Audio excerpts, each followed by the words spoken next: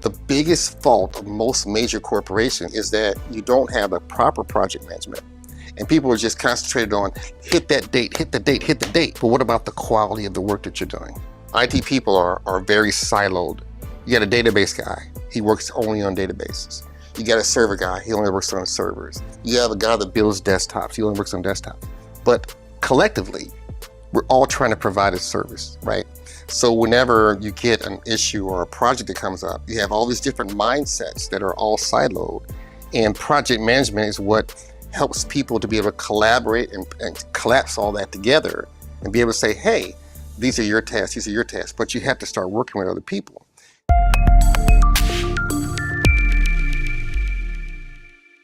Hello, everyone, and welcome back to the Growth Motivator Live with your host, Dr. Lisa L. Campbell.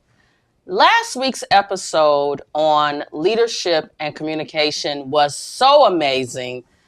I thought about, you know what? Our next guest has to really help leaders understand what not to do, as well as the importance of serving those who you lead, because as a servant leader, you should be serving not only the organization, but the people who you lead, empower, and transform that are serving the organization.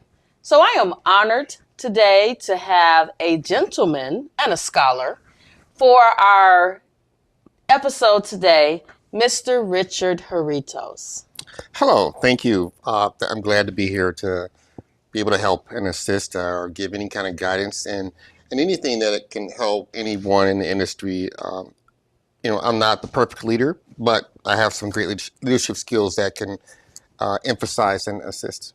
Awesome. So I think we should start off by you telling us about your background, because I know your background is very diverse in terms of how you actually started as a young gentleman in the armed forces. So tell us about your background and how you got to where you are today. Sure. So military was great for me. So I started off in the military when I was 18 years old.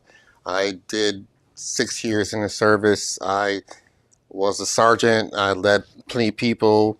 I was in some battle situations which were very challenging.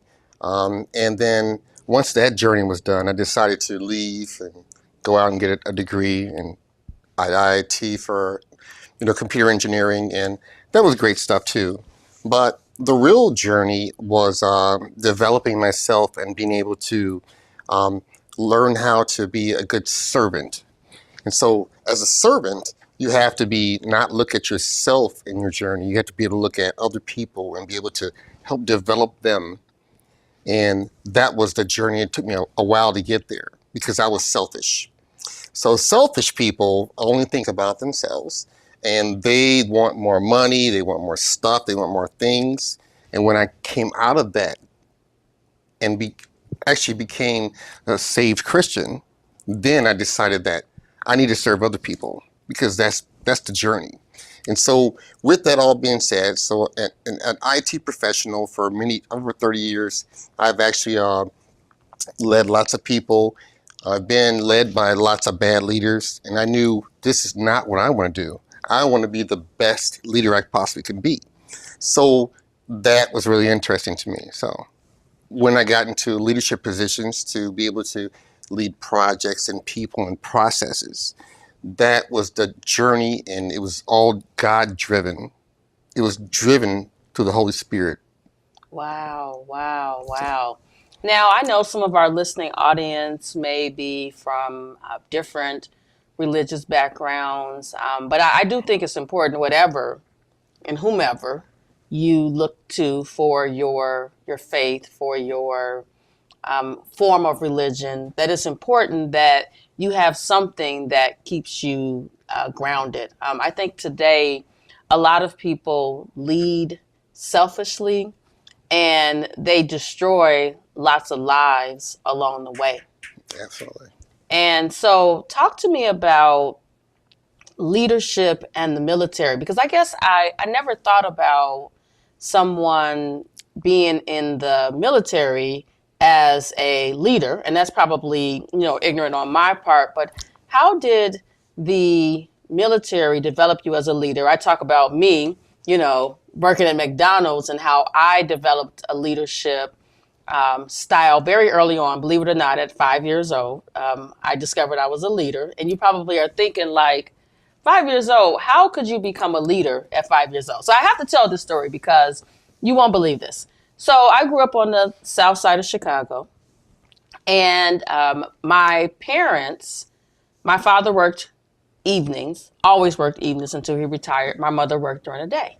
So one day I was in kindergarten and I was waiting on my father to pick me up. And back then kindergarten was not like a whole day deal, it was a half a day. So I'm sitting out, everybody else is gone. And so I'm like, I want to watch Sesame Street. So I said, you know what? Daddy is not here. I want to watch Sesame Street. I need to get home. So what I did was the path that my dad drove the car, I just started walking that same path home and knocked on the door. My father opened the door. I said, hey, Daddy. And he's like, hi, Lisa. And then a few weeks later, my father bought me a T-shirt that says, one day I'll be president. Now, that was at 5 years old. Now, of course, today I am president, CEO of multiple brands, but it was the desire to watch Sesame Street that motivated me to go home, to walk home. Now, here in 2023, I wouldn't encourage any 5-year-olds to do that. No way. But I was a leader at that age, but I really want to learn because Paul and our son is in the Air Force. And so now I have a different perspective on what he can be when he leaves. So tell us about leadership in the Army. And my grandfather was in the Army as well, World War II. So I don't want to generalize like the Air Forces holistically. However, the disciplining is and the respect that you have for people who have a higher rank than you is very ingrained into you from basic training to your all throughout the whole thing. So if you are due 4 years or 6 years or whatever, you report to someone else. So you really, when an officer walks by, you have to salute that officer. And if you don't, you can get written up, go out and cut grass all day. So that type of hierarchy of being inferior to a superior person, I didn't like that. I think that, well, wait a minute, I'm not even an individual. I'm just a person that's following orders. Just as well as like when I went into battle. Just go out there and shoot them people because they're shooting at you and go kill them. That's not something that's personalized, but it's very intrinsically important to be able to follow orders and have discipline to be able to complete the task at hand. And so that was taught when I was in the military, and I still carry that I still roll up my socks to 6 inches. I still fold all my clothes. I'm still always 15 minutes early, and I'm still very disciplined in my life.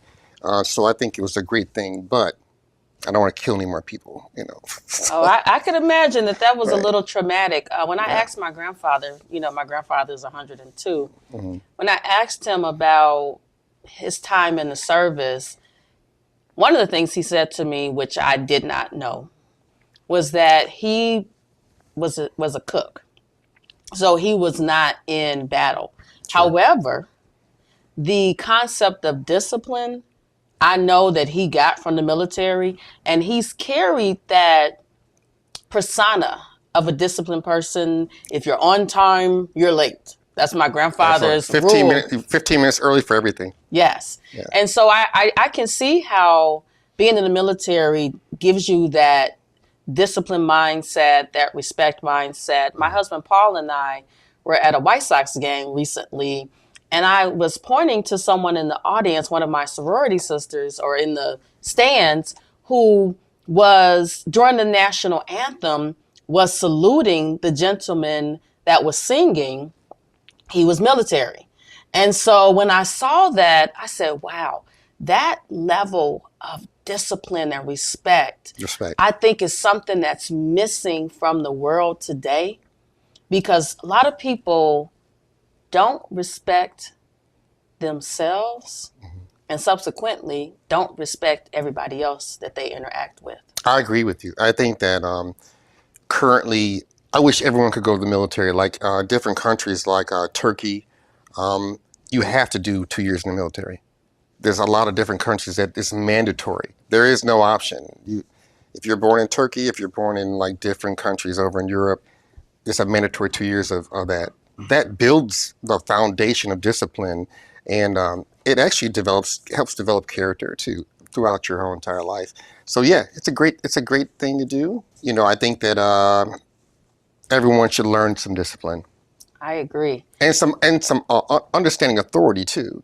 If you don't respect authority, then you'd be out here haphazard like the people in Chicago right now that are out here carjacking people, shooting police and stuff like that and all that. And then, this is just a turmoil of bad consequences. So it's a good thing. It worked for me. I liked it.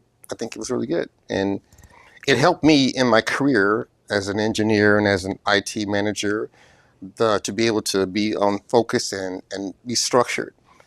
And then the people I employ that work for me, I have to be able to try to not be so military, because I could overdo it because I'm military minded and they're not. I have to understand and respect the fact that they are individuals that are working on their own path. So as a servant leader, I need to be able to be a good listener and sit back and say, how can I help you be successful in your career? I love it. And that's the job. I love it. So I want to talk about servant leadership a little bit more. But first, I want to know, how do you go from the military to IIT? I had straight A's, and then they gave me a scholarship to IIT for 2 years. Yes, that's great, and it's fantastic. So it's all driven from where my roots were. My roots were from my mother. She worked hard. She got a degree. She got a scholarship. She came from Mississippi. Nobody even got out of high school back in those days. And she came all the way to Chicago, and she did great. So that example was already there, which gave me a great opportunity to be able to follow that example. And so going to IIT, I got a degree, but I still didn't like what I was doing. So I ended up transforming and transitioning into different things in my life. Wow. Which is a really important part. The two T's, I'll call them, transformation and transition. And you can't transition until you transform. And some of that had to be in your mind. Mindset. Absolutely. I just finished a training, well, not just, probably during the pandemic, on learning about mindset, actually from Dr. Carol Dweck, who wrote a book on mindset, recognizing if you have a fixed mindset or if you have a growth mindset. And I even did a mindset profile assessment, which showed that I was mostly growth mindset, but then there were some areas where I was very fixed. And so one of the things that tool helped me do was to create a plan for growth. I'm big on growth plans and working on the areas where I was fixed, because I believe in order to grow in this world, you have to be willing to continuously learn, develop, and grow. Absolutely. So, Army, IIT. Am I saying it right? IIT? Yes, IIT, not ITT. IIT. IIT. Okay, I'm glad we cleared that up. And so from there, you went into IT. Yes, information technology. And so how did that develop? Well, because the curiosity was there. So like, you could sit back. So if I was to IIT, you learn how to design a motherboard. You can learn all the ins and outs of doing the schematic diagrams and all that stuff, but that's not personable at all. And so it's not even, you could be on the scene somewhere else doing that. But when you actually get down to the substance of it, there's people involved. You have to install a server. You have to install a switch. I know plenty of people that I graduated with that don't even know how to plug in a cable. So I'm like, I want to get down into the substance of doing the job, and so I went and decided I would go into IT work as a computer technician, and then computer repairman, and then an engineer, and developing, designing processes and stuff like that. So it was a very big field. So I thought it was great. Love it. So, I'm in healthcare, and when the healthcare industry started converting from paper records to Electronic, electronic yeah, yeah. records, there was a lot of synergy between health information management, which is one of my areas of expertise in IT. And one of the things that I really appreciated was how we were able to combine our two disciplines in the name of, number one, getting rid of this paper. Hmm. Now, we still have paper in doctors' offices and hospitals, but the synergy between IT and the health information management department was critical, but that's also where I learned about project management, Oh, absolutely. to the extent where I decided to get a second master's degree in project management because, number one, I'm nosy. I wanted to know what this project manager was doing and what they were all about.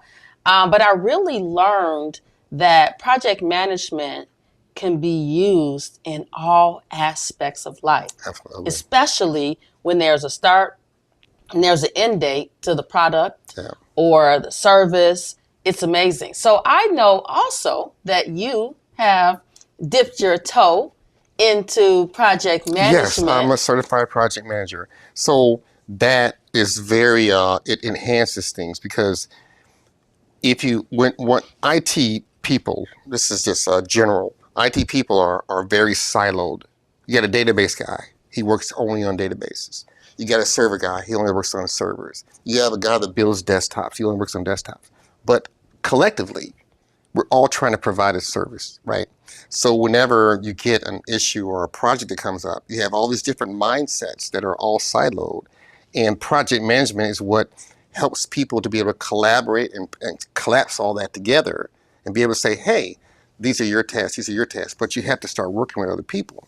So as a project manager, which I do a lot of, it's a very unique skill. You have to be open-minded to different personalities, different types of people. The database guy may be in a different country. Your desktop Mm. guy may be over here around the corner, but you have to be able to put it all together. So being successful and having a successful project, like my favorite nephew, Paul, you have to understand all the intricacies of that. And that's what became successful for a company and a business. And if you don't have that, you're just going to fail. And what the biggest fault of most major corporations, I know I'm talking a lot, right? But anyway, the biggest fault in my mind is that you don't have a proper project management. And people are just concentrated on hit that date, hit the date, hit the date. But what about the quality of the work that you're doing? I love it. Keep talking about project management Yeah, because I think that that's a area that spans across different industries. every industry, yes. But quality is something That's it. that I believe is a lost art. It totally is. So the triple constraints, right? Time, cost, and scope.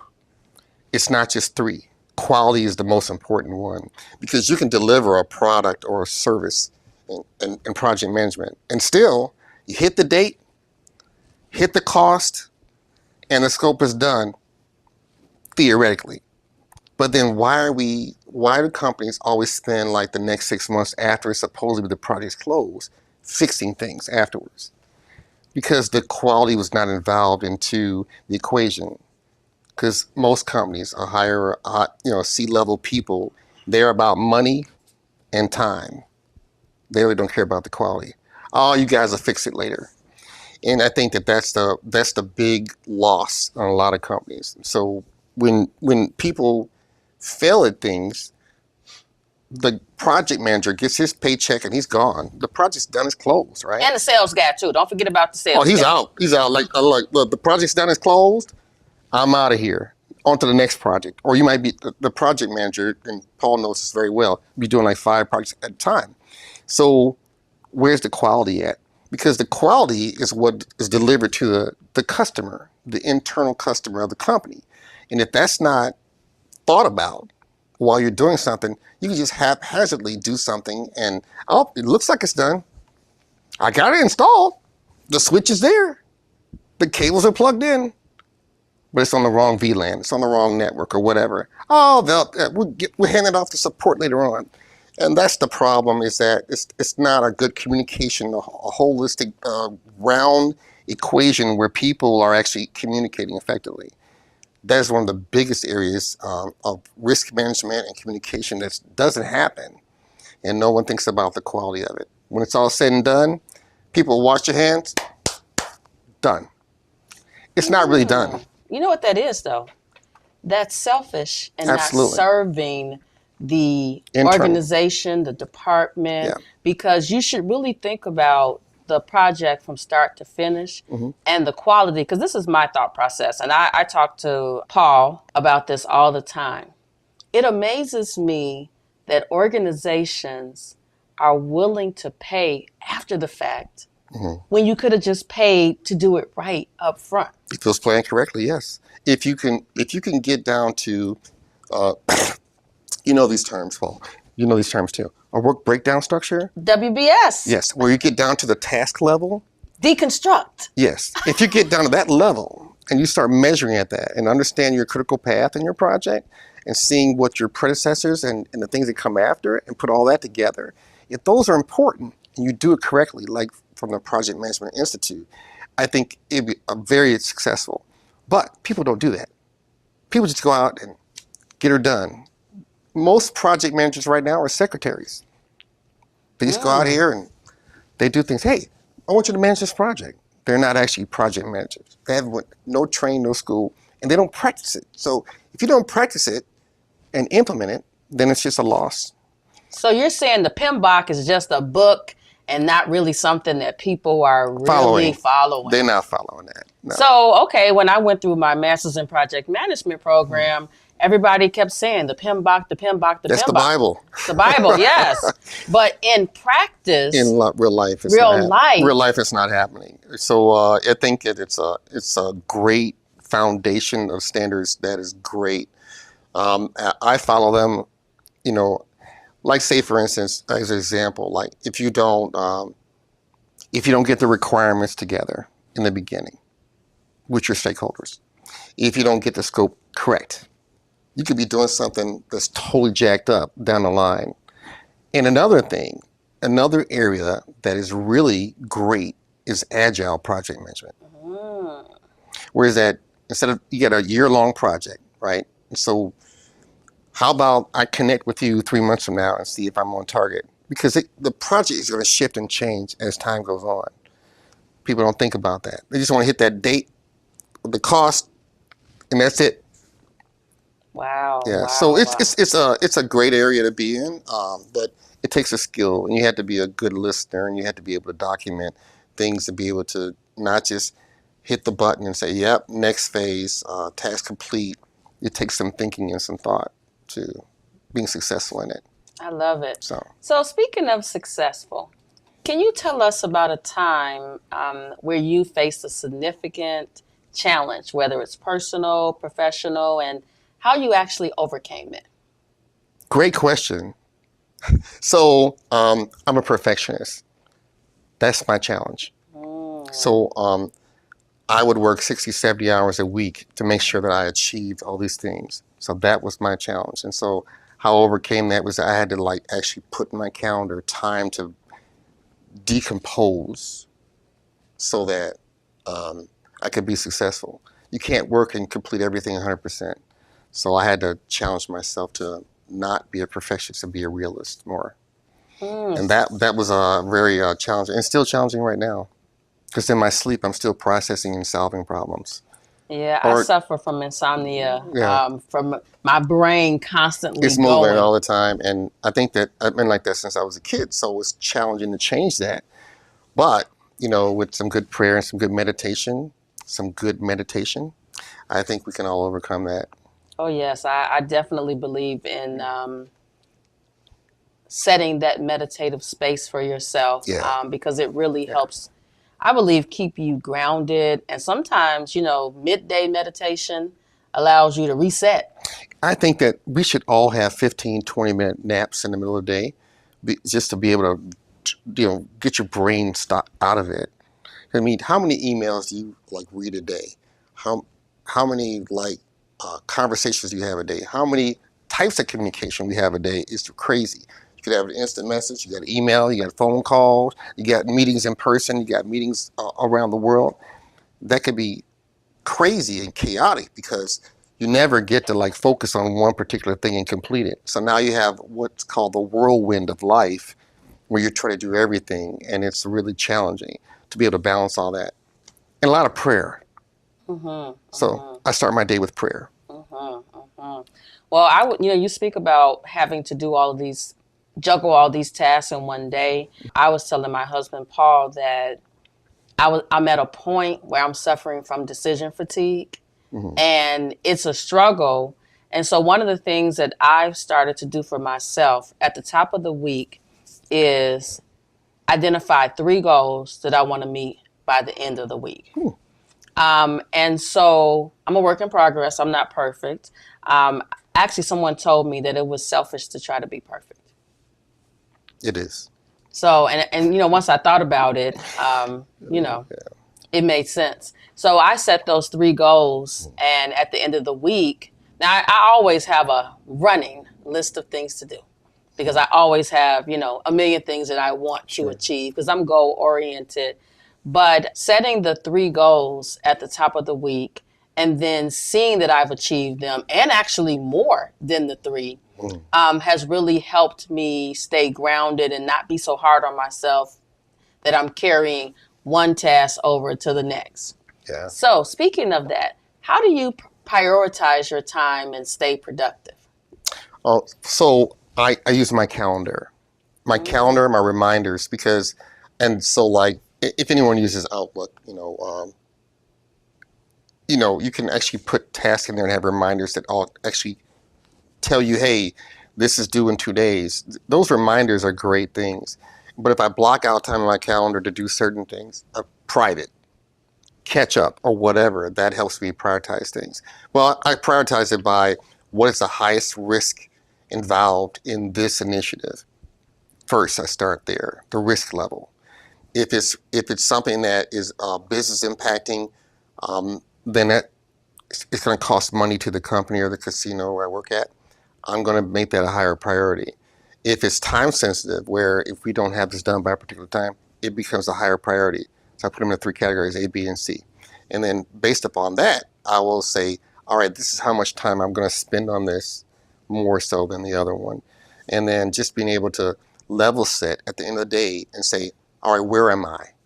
I think that it's really important to be able to say, I start off with five things I want to do today.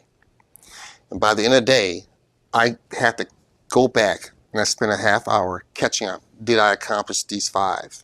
And if I didn't, not a big deal. I can move one, shift one, or whatever. But if I don't have something to measure it on, then I can't be successful. Then I'll always be trying to catch up. Yes, I don't yes. want to always catch up. I want to be able to say, and this is what leads to the previous the previous statement was that not working 70 hours a week because I'm trying to always catch up. So Mm-hmm, mm-hmm. being able to shift and adjust those time things and as the priority changes, I think is extremely important. You know It's what? challenging. Challenging, but powerful. Yeah. Because I think that we have all of these tools. You mentioned Outlook and being intentional about scheduling and blocking things on your calendar. I don't know Yeah. if you noticed, but on Outlook, they even ask you, do you want to set up a daily focus Yeah. time? Yeah. Yeah. And I think that's important Mm-hmm. because time is all we have, and we don't have a lot of it. But if we overextend ourselves, my last week's guest who talked about, her blood pressure being 180 over 140. I think that that's how we get into those spaces where we're physically and mentally drained, and we're not good for ourselves, but we're also not good for the people who we serve. Absolutely. I agree with that 100%. And it's all about, I think, a lot of self-analysis. So, you know what my most important tool is? What's that? The Bible. Mm. So I know this is not a religious show, but so when I go to work, I drive there, I listen to some good spiritual music that's inspirational. And then at my office, in my desk, right there behind my monitors is my Bible. And I try to spend at least 5 minutes before I even start work, just to give me something to read, something positive and motivational for me. And one of my most, I know you didn't ask me this, I'm going to tell you anyway though. So Matthew 5:44, it's about forgiving your enemies. So in this challenging world we have a lot of people that are that don't like you. And they're trying to destroy you. They're trying to destruct you, whatever they can do, because they're jealousy, their greed or envy and too much pride problems or whatever. So I have to pray for them daily just to keep myself balanced and do good things for them intentionally, whether they like it or not. I love it. I love it. I love it. Well, it has been such a wonderful time having this conversation with you. I'm so glad.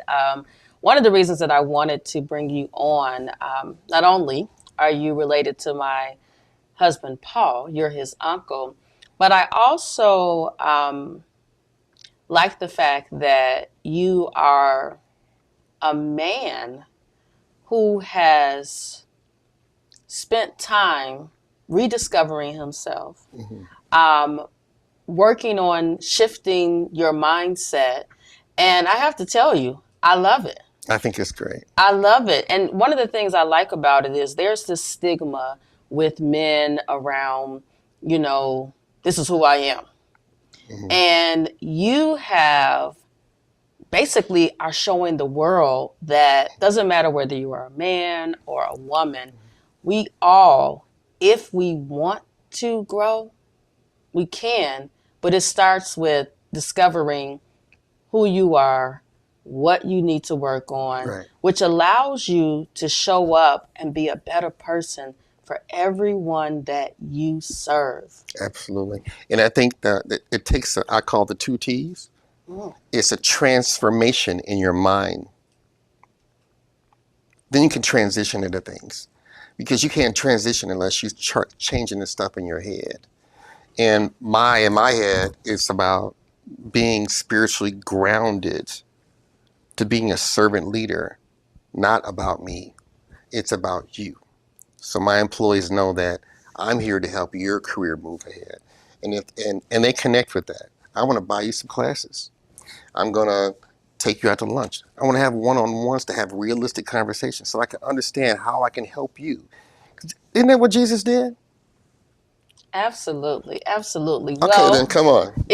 Thank you so much. It has been such a pleasure chatting with Richard Haritos today. And to our listening audience, you can find Mr. Richard on Facebook and LinkedIn. Now, he's probably not a social media person, but, maybe you can mentor some young men in the future. I think that there are lots of young men that would really can benefit from, number one, your perspective, your discipline, because maybe and I don't know what the rules are for going to the military, but maybe they've gotten in trouble and they need someone to help bring them back and set them on the path for success. And I believe that you are definitely the person that can help mentor the young men, because, they say it takes a village. You sure, absolutely does. And I think if we don't, as a village, help the village, we're going to be extinct. Yeah. So I'm always welcome to have conversations, and I don't know everything. I'm still a work in progress. I think we're always going to be work in progresses. But if you want to contact me, you can rich.haritos@gmail.com. send me an email. Let's talk. Let's have a conversation. Or if you want to meet me at my church at New Covenant Worship Center, we practice openness. We are transparent, and we want to build up young Christian men to be good people, first of all, in the kingdom. And I think that's where we're at. So without that, you can go out and try to do everything you want to on your own, but you didn't really do it. It was God that was working through you that did it. So if you can relate to that, anytime you had a blessing in your life, who did it? Did you do it on your own? No. God did it through you. And so whenever a person's about, it's an interesting thing, and I know we had to go. Right? So like interesting thing, like have you ever noticed like when someone's like on their last journey or when things are going bad, right? Who they call on? God, right? So why not call him when things are going good? Call him when things are good and bad, because the bad is also good. It's just it's disguised. So when issues are happening, you should be able to say, this is an opportunity and God's trying to teach me something through this. It's an opportunity. He's teaching me something through this bad situation.